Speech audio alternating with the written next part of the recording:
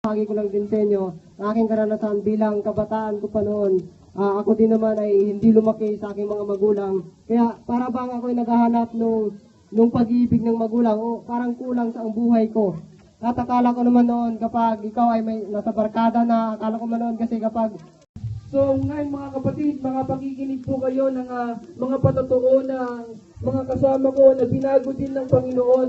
Una po kay Pastor Jerry. Hindi pa ako nakakilala sa Panginoon.